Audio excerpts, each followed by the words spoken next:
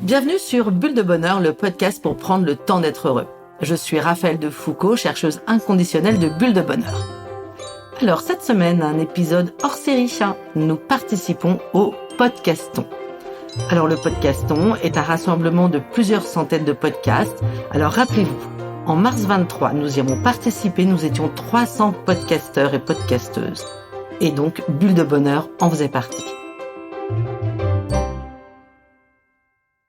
Alors, quel est l'objectif du Podcaston ? C'est faire la promotion de l'engagement du monde associatif via les podcasts. Alors, je trouve que cette mobilisation est juste géniale et évidemment, Bulle de Bonheur y participe de nouveau. Cette année, nous accueillons un duo. Delphine Dupré-Lévesque. Bonjour Delphine. Bonjour. Et Solène Brugère. Bonjour Raphaël. Donc, elles viennent pour l'association AGE, A-G-E-S, Agissons, Grandissons, Ensemble solidaire, et c'est surtout à l'occasion de votre concours de poésie que vous organisez. Je trouve ça génial. Et j'ai décidé de vous choisir car je trouve vraiment merveilleux de mettre en avant des talents cachés. Alors là, celui de l'écriture, de la poésie, et surtout hyper touché par votre engagement auprès des plus vulnérables. Mais alors, avant de comprendre comment se déroule ce merveilleux concours de poésie, je vais vous présenter toutes les deux. Delphine Dupré-Lévesque, tu es docteur en anthropologie de la santé, spécialiste en gérontologie, fondatrice du site stopalisolement.fr et auteure. Nous avons déjà eu la chance de t'accueillir derrière ce micro. Vous pouvez aller tous réécouter l'épisode 124 qui est consacré à stopalisolement.fr. Et puis Solène Brugère. Alors nous te connaissons bien Solène, tu es une ambassadrice de choix de notre jeu 2 minutes de bonheur ensemble. Tu as même collaboré à l'écriture d'une partie des questions. Tu es une brillante avocate en droit et éthique des affaires, santé et RSE. Et tu es fondatrice du cabinet B-Éthique et administratrice du syndicat national pour la Silver Economy. Bon, bref, la vulnérabilité, ça vous connaît. Oh là là, mais qu'est-ce que ça me chicote! Et pour que nos auditeurs comprennent ce que c'est que ce concours de poésie, alors comment se déroule-t-il ce concours ? Alors, c'est moi qui vais prendre la parole, donc je suis Delphine. Le concours, il se déroule de la manière suivante. L'idée, c'est que puissent participer uniquement l'ensemble des personnes qui sont accompagnées. Quand on dit accompagnées, ce sont des personnes qui bénéficient d'un service d'aide à domicile ou qui vivent dans un établissement, quel que soit l'âge. Donc, on soit dans le champ du handicap ou des personnes âgées, toutes ces personnes-là peuvent participer, de même que des aidants, accompagnés dans des groupes de psychologues, peuvent aussi participer. L'idée, c'est que vraiment toute personne en situation de vulnérabilité, à un moment donné, puisse participer, s'exprimer à travers la poésie. Génial. Donc si je comprends bien, donc tous nos auditeurs, si autour de vous, vous avez quelqu'un qui est dans cette situation de vulnérabilité, c'est-à-dire qui a besoin d'être accompagné, dans ces cas-là, ils peuvent aller sur le site stopalisolement.fr, concours de poésie, et ils trouvent le règlement, la manière dont ça se passe, et peuvent candidater. Absolument. Il suffit juste d'envoyer sa poésie selon les critères qui ont été retenus dans le cadre de notre concours, afin que les poésies soient pas trop longues non plus. Et voilà, ils peuvent participer. Les poésies, elles peuvent être individuelles, collectives, intergénérationnelles. Ok, génial. D'accord. Et les personnes peuvent être en habitat partagé, en EHPAD, en masse, en femmes, à domicile. Vraiment, tout type d'habitat peut participer à ce concours.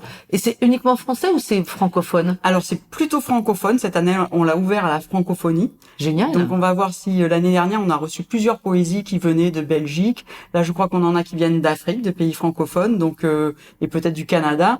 Donc voilà, cette année, on l'a ouvert de manière... on aura, je pense, un prix spécial pour la francophonie. Génial, parce qu'on a pas mal d'auditeurs qui nous écoutent, qui sont partout dans le monde. Donc les Québécois sont assez nombreux, même très nombreux à nous écouter. Donc allez-y, tous les francophones peuvent concourir à ce concours de poésie. Donc, avant quand faut-il rendre la poésie ? Il faudra la rendre pour le 1er avril. Pour le 1er avril, oui, d'accord. C'est pas un poisson. Hein. D'accord, c'est pas un poisson.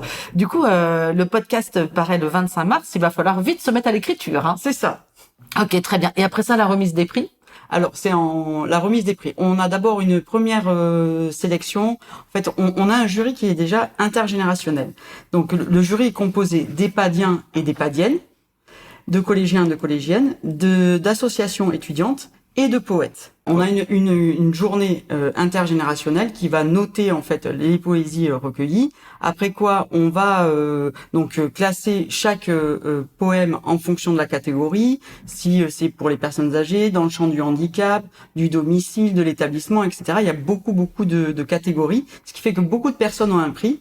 Et après, chaque personne individuellement va recevoir une sorte de diplôme de participation et avec sa place dans le classement en fait des poésies. Du coup, parfois il y a des poésies qui sont écrites à 15, à 20 mains quand elles sont intergénérationnelles. Quand c'est une classe avec un EHPAD, ils peuvent être 15, 20 à écrire la poésie. Et chaque personne, chaque participant reçoit individuellement son prix à son domicile. Donc vraiment, alors ça c'est quelque chose qui nous demande un travail énorme parce qu'on passe plusieurs jours à remplir ces diplômes à la main et que chaque personne puisse recevoir ça. Et ça c'est l'expérience qui parle puisque ça a été une demande des animateurs qui, même si les personnes sont publiées à la suite, elles souhaitaient quand même avoir un document personnel qu'elles puissent afficher dans leur chambre. D'accord. Donc la deuxième partie, donc une fois qu'on a les résultats, les personnes reçoivent individuellement un diplôme. Puis quelques mois plus tard, dans le cadre de la semaine bleue, donc qui est la semaine réservée aux personnes âgées, le mercredi après-midi, qui est le jour des enfants, en fait, on remet au ministère de la Santé et de la Famille et des Solidarités non seulement les poésies, enfin le livre en fait, toutes les poésies primées sont éditées aux éditions Ramsay et on remet non seulement le livre, un trophée et on accueille des centaines de personnes, de participants sur une journée absolument incroyable avec plein d'enfants, un goûter, les ministres qui ont tous fait des discours, qui nous ont tous accueillis au ministère pour l'instant. Donc les 2 premières années et on espère bien que cette année ça puisse se refaire. Voilà. Et alors exactement. du coup, effectivement, vous avez besoin donc de dons pour vous aider. Qu'est-ce que vous avez besoin de financer avec ces dons? Alors la journée est une journée qui coûte très très cher en fait, et puis tout le concours de poésie puisque justement tous les envois des enveloppes, les trophées, les diplômes, toute l'organisation, le goûter, le fait que ce soit filmé aussi, on filme toute la cérémonie. D'accord. Donc il y a beaucoup de frais qui sont qui sont alloués à ce concours de poésie. Et bien sûr, on aimerait pouvoir offrir aussi plus. C'est-à-dire qu'on aimerait que les gens puissent repartir avec un stylo, qu'ils puissent repartir avec une casquette, qu'on puisse avoir quelque chose ou un petit sac avec écrit Stop à l'isolement, concours de poésie, voilà. Ça, c'est des choses qui nous manquent beaucoup.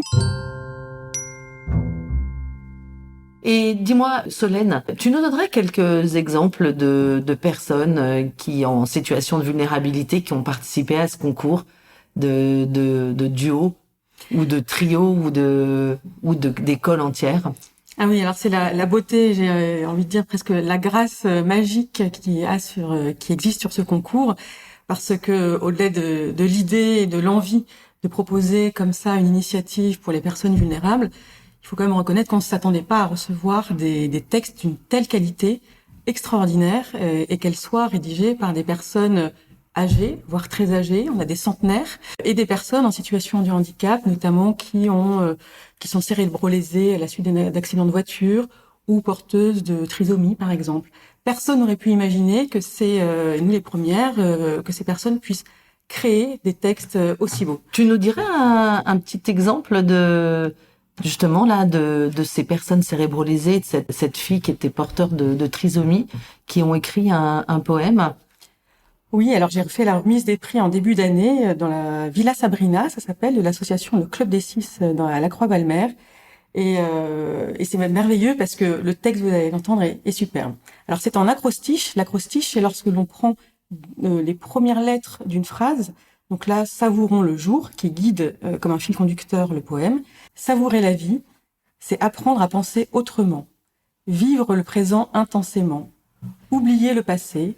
Avoir une vie meilleure, savoir rire et sourire à l'avenir, surmonter tous les obstacles sur notre chemin, souvent nouveaux seront nos destins. Soleil de minuit, lune de midi, écrire les lignes de nos envies, jouer avec le bonheur, ouvrir nos cœurs, unir nos différences pour réussir le chapitre de nos vies. Magnifique. Waouh. Alors, il y a beaucoup d'émotions quand on prend connaissance de ces textes-là. Je comprends. Et il y en a d'autres qui sont... Combien vous en recevez? On en a reçu plus de 700 depuis le début de la création. D'accord. Là, cette année, c'est la 3e édition, c'est ça? Et la 3e édition qui s'est ouverte, donc on commence à recevoir les textes au fur et à mesure, et souvent c'est vers la fin du délai que les textes arrivent par dizaines et centaines. Et dire que cette année, le thème, c'est les petites et grandes victoires. Petite et grande victoire. Ah oui, merveilleux. Très belle idée. Mais alors, du coup, comment vous est venue cette idée? Cette idée, c'est le fruit de rencontres et d'envies. Au départ, on s'est rencontrés avec Delphine Dupré-Lévesque aux Assises nationales du bien vieillir au mois d'octobre 2021. Et Delphine revenait tout enthousiaste et presque en transe parce qu'elle venait de faire une formation sur l'éthique pour les personnes âgées. Et c'est comme ça qu'on s'est rapprochés en me disant mais moi aussi, je suis très engagée et j'adore ce sujet-là. Donc nous avons beaucoup discuté puis nous sommes intervenus ensemble sur le thème de la bientraitance pour les personnes accompagnées.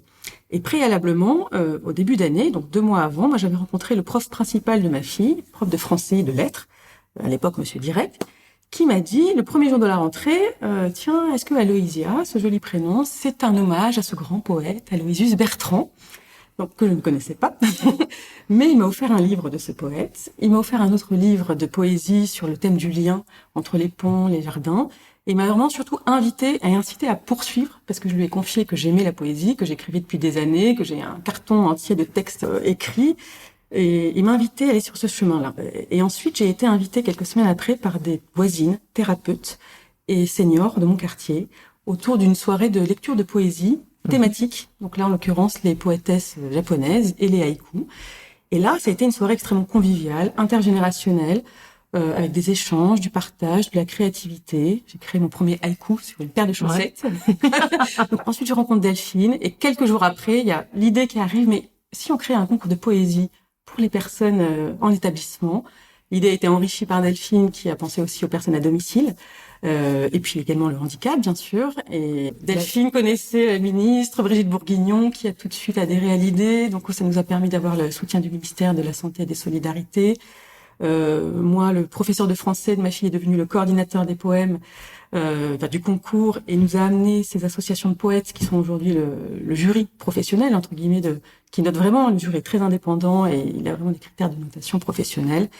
Et voilà, ensemble, après, ils se sont agglomérés d'autres personnes. C'est vraiment une très belle équipe. On peut dire que le concours de poésie, il est né en 2 heures d'un repas qu'on a eu, notre premier repas, notre première rencontre après cette première rencontre, ce qui était intervenu quelques mois plus tard.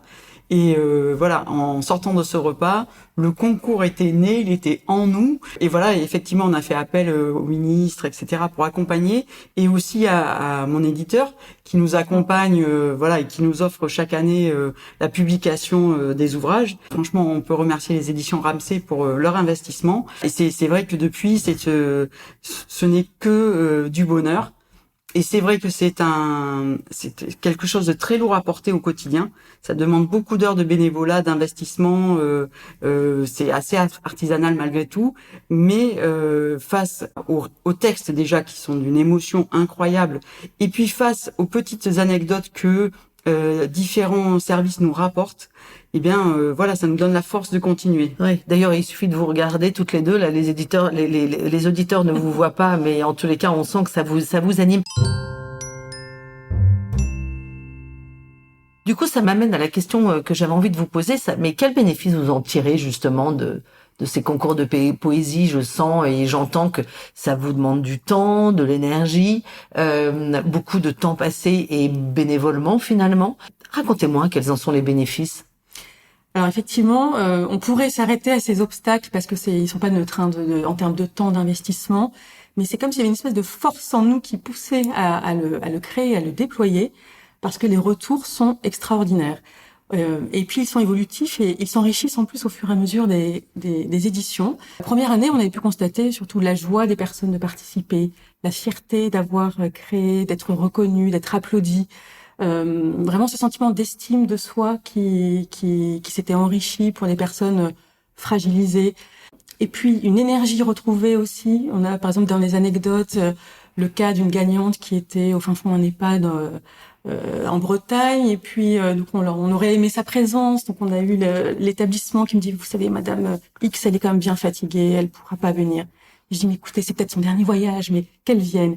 Et puis ils l'ont aidée, on l'a encouragée, elle a retrouvé son énergie, et puis elle est montée sur scène, elle a été applaudie, et c'était un moment de bonheur extraordinaire. Et donc il y a aussi ce bénéfice sur la santé, parce que ça leur donne un projet, un but. Il y a une attente maintenant. Vraiment, les personnes qui ont participé ont très envie et attendent avec impatience l'édition d'après. Donc ça les stimule. Moi, je trouve aussi que ça a un impact sur l'autonomie des personnes, que ce soit physique, puisque ça les clairement, même mentalement, psychiquement, physiquement, elles retrouvent cette force-là, cette envie. Et puis collectivement, Delphine, tu peux expliquer. Voilà, ça crée des partages, des initiatives, des liens durables, des nouvelles amitiés. Et donc vraiment, il y a un changement. Vous voyez les retours de les directeurs d'EHPAD qui me dit Madame X qui était seule maintenant a plein d'amis. Oui, ça change, ça a un impact réel sur leur vie. Sur leur vie, clairement. Bon, de toute façon, c'est largement démontré. Les études scientifiques le disent, qu'à partir du moment où on avance avec un projet, effectivement, il y a beaucoup d'énergie positive, et cette énergie positive, elle est bonne pour la santé. Évidemment, on est envahi de dopamine et de sérotonine, il n'y a rien de mieux pour aller bien. Et puis le sentiment, j'imagine, de reconnaissance aussi, d'appartenance à un groupe, le groupe de tous ceux qui ont écrit un poème. Donc c'est juste magnifique. Et le lien social. Et évidemment le lien social qui nous tient tant à cœur. Et la gagnante du prix individuel qui a gagné 2 fois à la suite. Wow. Donc là, c'est une dame qui ne se déplace pas, et donc 2 fois, je suis allée lui remettre son prix. Cette dame, elle se dit, elle est fière au nom des EHPAD, au nom des EHPADiens, de dire oui, nous sommes vieux, mais oui, nous avons des choses à dire, oui, nous pouvons nous exprimer. Et donc elle trouve que au-delà du prix qu'elle reçoit, c'est vraiment aussi une reconnaissance à la fois des personnes âgées, mais aussi des équipes qui les encouragent. On peut peut-être lire d'ailleurs le premier paragraphe de son sublime poème. Janine Dubreuil à Périgueux. Saveur, parfum de vie, pour humer les saveurs de la vie dans l'instant, respire avec amour ces moments de tendresse, d'un souffle chaviré ton humaine richesse, ouvrant vers le bonheur le vieux cœur au présent, etc. Et ça révèle aussi des talents, insoupçonnés, alors notamment chez les femmes poétesses, c'est vrai, ça c'est mon petit sujet, mais c'est extraordinaire, on peut pas imaginer ces talents-là. Et un autre retour aussi d'une personne, de Sabrina justement, qui me disait, reconnaissante, pourquoi ? Parce qu'elle me dit c'est la première fois que l'on est entendu, écouté, et que désormais il va y avoir des personnes qui vont lire nos poèmes alors qu'avant nous étions mis de côté. Alors effectivement, ce genre de retour nous bouleverse, nous a envie de continuer. L'idée, c'est vraiment de donner de la visibilité aux plus invisibles de notre société. Et ils sont quand même nombreux, et on voit d'ailleurs qu'il y a vraiment un grand enthousiasme autour de ce concours de poésie. Et les équipes aussi, c'est un point important pour nous, les équipes qui font ce lien, qui accompagnent, qui participent, ça les valorise aussi, et il y a vraiment cet élan, de positif. Absolument. Et en tout cas, ce qui nous donne la force de continuer, c'est vrai que d'une part, quand on est au ministère et qu'on voit cet engouement, cette joie, et puis nous, on a un maître mot sur Stop à l'isolement, c'est le ensemble, et quand on voit que toutes les personnes au ministère qui sont présentes, les 200 participants sont debout, les bras en l'air, en train de crier ensemble, vraiment pour cette participation. C'est un moment, un très très très grand moment d'émotion. Et moi, j'ai eu l'occasion aussi de rencontrer des équipes qui n'ont pas gagné, des résidentes qui n'ont pas gagné, que j'ai eu l'occasion de rencontrer. Elles ont dit c'est pas grave. Mais alors, ce qui est très triste, c'est que on attend le thème de l'année prochaine, parce que en fait, ça nous a tellement rapprochés. J'aimais tellement ces rendez-vous où on parlait. C'est tellement intime, la poésie. Donc du coup, c'est vraiment des moments d'échange qui étaient très privilégiés. Et c'est ces temps-là qu'elles attendent, au-delà d'aller au ministère. Surtout que elles n'ont toujours pas gagné, mais je les attends l'année prochaine. Bah oui, il y a quelque chose vraiment autour du lien social. Ça vient bien au-delà de l'écriture de quelques vers, en fin de compte. Et intergénérationnel aussi, parce que là, au ministère, il faut quand même le voir pour le croire. Il y a des enfants qui acclament des personnes âgées, des liens incroyables. Il y a eu des textes qui ont été faits avec une différence d'âge de plus de 90 ans. C'est incroyable. Ça, c'est très mignon. Et qui se retrouvent en plus. On voit que c'est les mêmes besoins, les enfants, les personnes âgées, autour des petits plaisirs de la vie.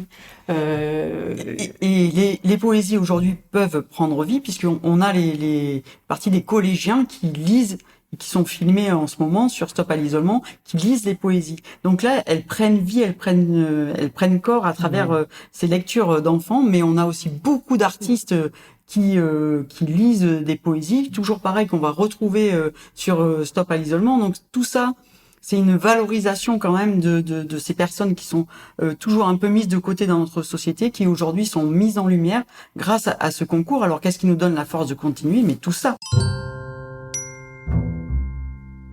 On passe à la question suivante, justement. Est-ce que vous avez quelques anecdotes à nous raconter?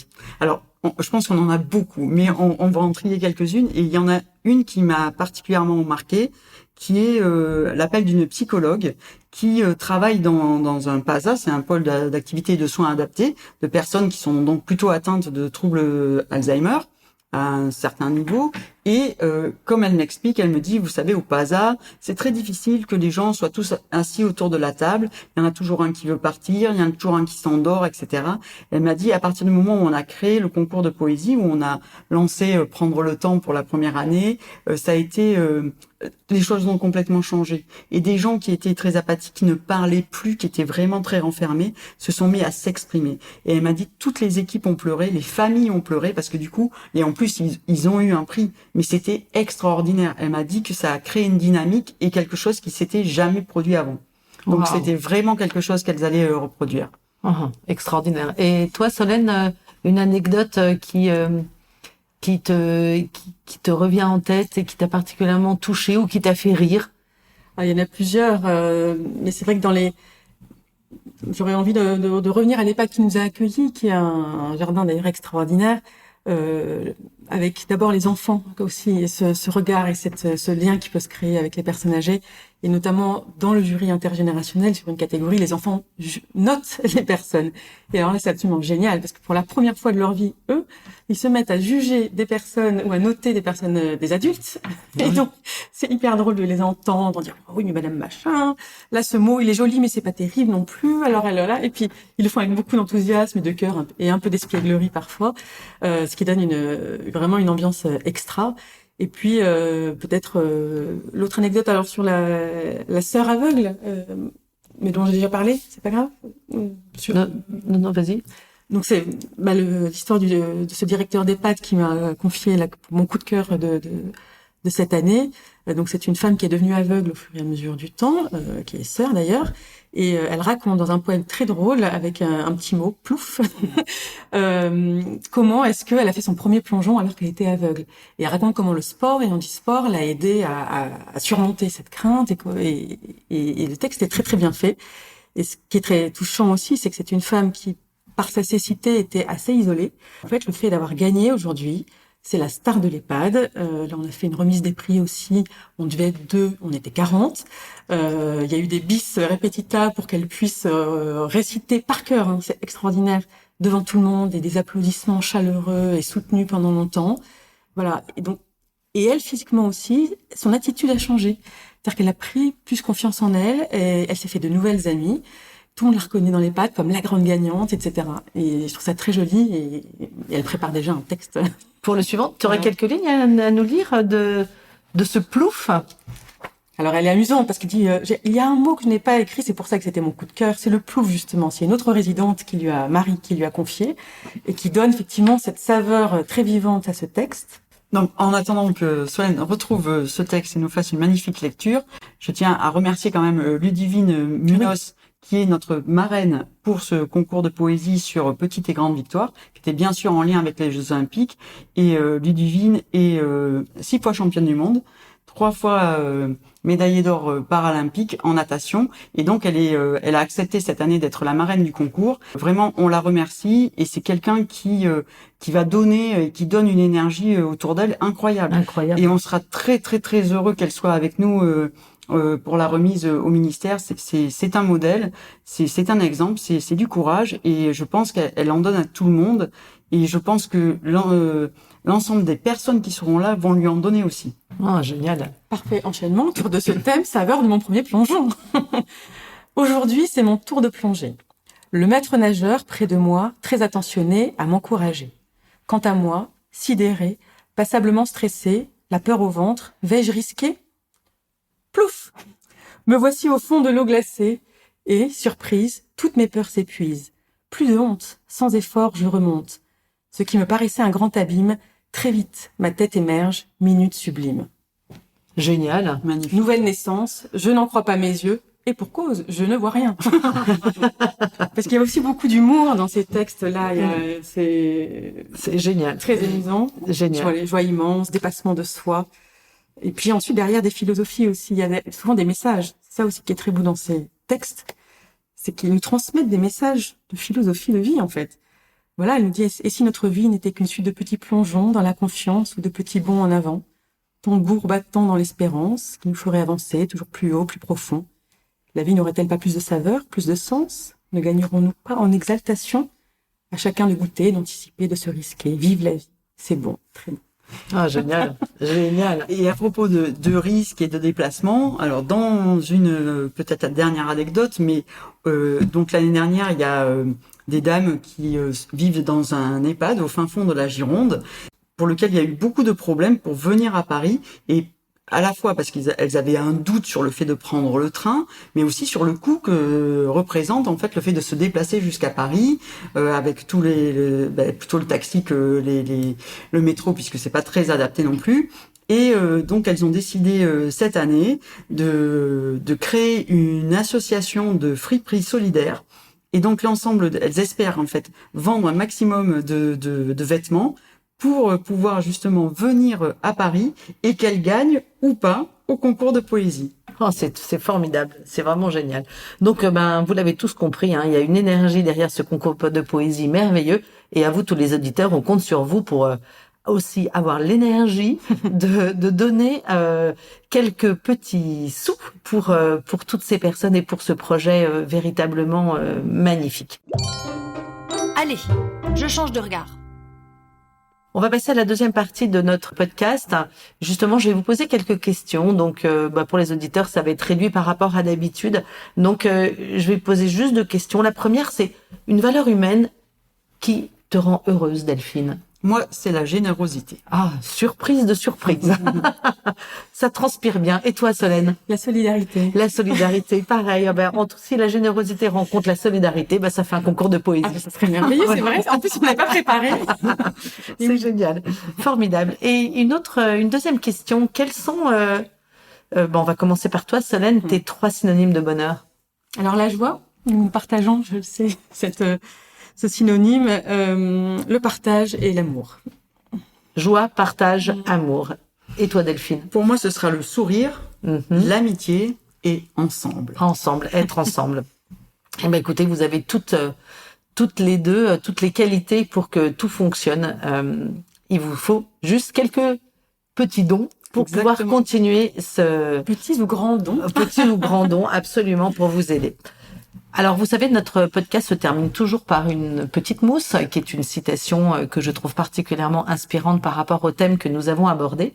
Et cette semaine, j'en ai choisi une de Charlie Chaplin. Alors, certes, il n'était pas poète, mais c'est un homme qui était, on peut dire, dans la joie, dans le partage aussi. Et il dit « La poésie est une lettre d'amour adressée au monde ». Et je trouve que c'est très en lien avec tous ces poèmes dont on a entendu des bribes. D'ailleurs, je vous incite à aller... où est-ce qu'on peut le trouver, le livre avec toutes les poésies? Il faut le commander auprès de Stop à l'isolement. D'accord, donc allez sur le site stopalisolement.fr et donc je l'ai en main, ce livre.